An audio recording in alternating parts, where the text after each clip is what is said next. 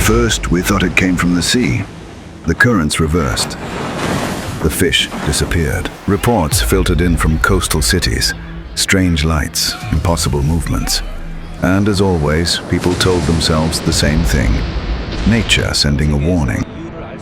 The creatures of the sea descended from the sky. Seoul, Tokyo, New York.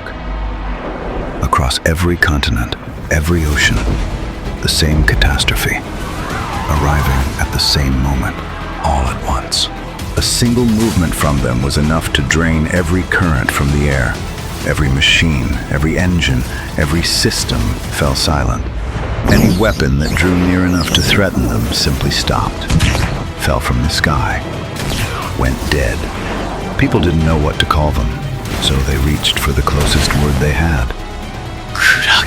But these were nothing like the creatures we knew. This wasn't nature. This wasn't ecology. This was invasion.